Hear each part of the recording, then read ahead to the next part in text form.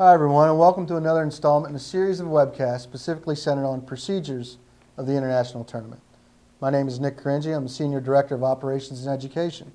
Thanks for joining us. With us in the studio today is Pat Wilson. Pat is the Senior Vice President of Operations and Program Development. Thanks for joining us, Pat. Thanks for having me, Nick. Before we dig in, please note that these segments are meant to be an overview of the procedures and rules. For detailed information about the procedures and rules, please consult with the rulebook. Pat, when we were last here, we talked a lot about the tournament selection process and how that was a local process. We mentioned how leagues involve players, the successful leagues involve their players in those processes to get their best tournament teams because the kids know who their better tournament players are. But today we really want to focus and zero in on the chain of command. With 16,000 games played in a 6 to 8 week period, the importance of having a chain of command to handle the few issues that we do have is pretty important. Can you talk to us a little more about why we have that chain of command? Well, the chain of command is a priority because we need to ensure that the tournament's operated consistently through all levels of play. Those 16,000 games really generally refers to the Little League division. So when we're talking about all the divisions of play on the baseball and softball side, and even 9 and 10, 10 and 11 tournaments, there's a lot of games, and we need to ensure that there's consistency among all those levels. And ultimately, Nick, once the tournament gets started, sole authority with the tournament is vested with the tournament committee in Williamsport. I serve as chairman of the tournament committee. Obviously, you serve on that committee as well. And so, as we've seen over the years, that it's very important that that level of consistency through all levels of tournament play and equal application of the rules is maintained for the benefit of all. Can you give us an overview of what that chain of command is? Well, when we talk about the chain of command, and a lot of people hear us talk about it, whether we're at road shows and clinics, we're talking about what happens from the field till it gets to the tournament committee in Williamsport, as well as from the first district game to the last World Series championship out.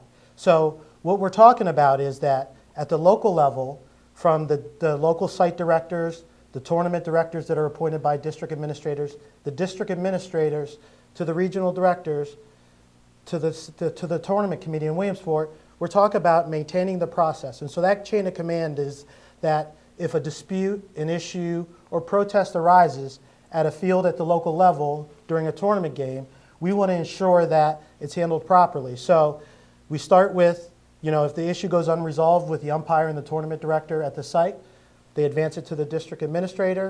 And if the district administrator can't resolve it, it gets advanced to the regional director. And if the regional director can't resolve it, or the folks at the local level, that being the coaches, want to advance it to the tournament committee, that's their right.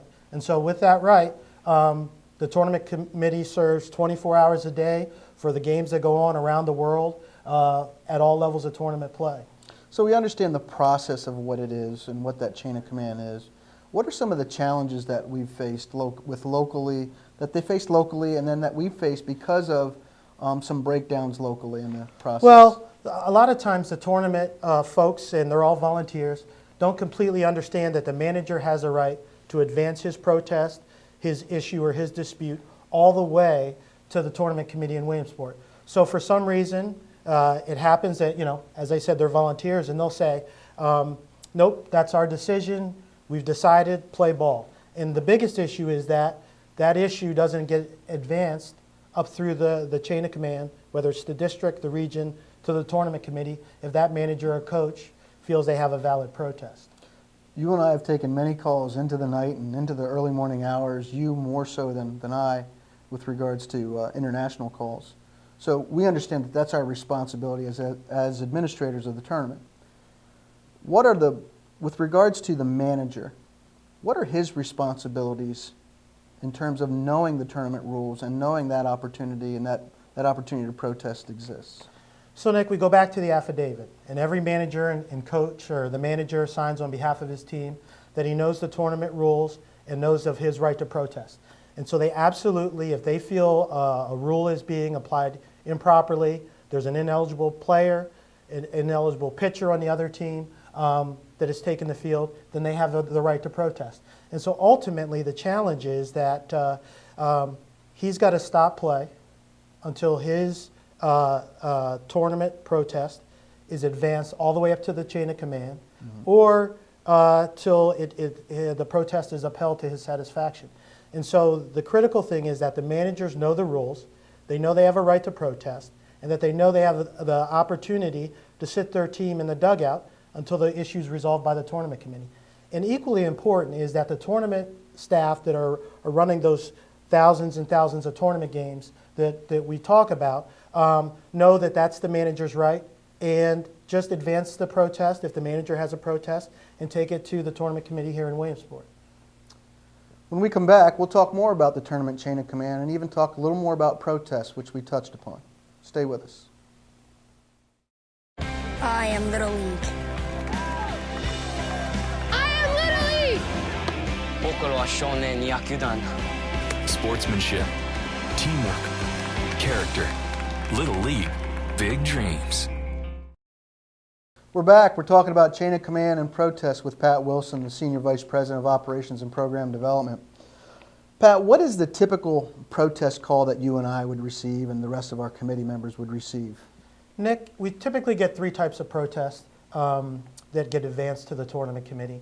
Number one is an ineligible player, a player that doesn't meet residency boundary, rarely doesn't meet the age requirements of the tournament rules. And that, since we put in the new verification standards, has really eliminated a lot of those protests.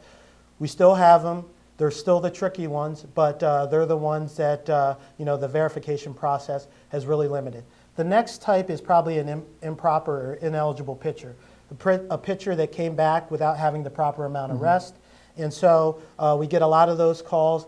The folks at the local level somehow misapplied the rule for tournament pitching, both on the baseball or softball side. They get the baseball rules confused with the softball rules.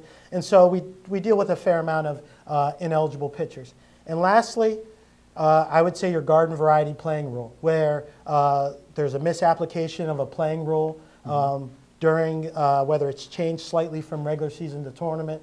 The local folks don't have the proper interpretation, so it gets advanced to the committee, and we have to resolve it. In a scenario that happens probably more than, unfortunately, than we'd like, the situation where a manager comes out, wants to protest a call or question a call, asks to have that call submitted through the chain of command.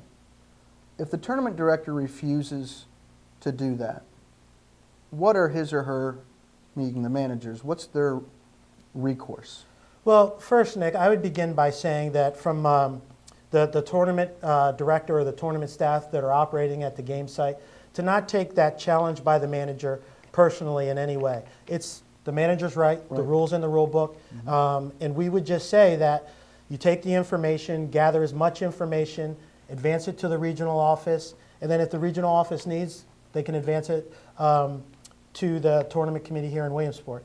But the manager has the absolute ability, and I think I mentioned this before earlier in our discussion, to sit his team in the dugout until that time and not play at all, not another pitch, because if they play or the pitch happens, they may lose their right to protest. So they have to sit their team in the dugout and require that tournament director to advance it up to the tournament committee in Williamsport. And that's the best way, because if they don't, we'll get the call the next morning saying that this tournament director wouldn't accept my protest, wouldn't accept my right to protest, and I continue to play. And when that happens, Nick, they lose their right to protest. And we don't go back into the game and replay it from that position. So they lose their right. Is there anything else, and that's probably one of the most important lessons, I think, of this segment, is to know the tournament rules as a tournament team manager, know the tournament rules as a tournament director as well. Is there anything else before we sign off that we should reiterate with regards to chain of command and tournament protests? Well, Nick, I would just add one thing, is that the tournament rules take precedent over all other rules, take precedent over regular season rules.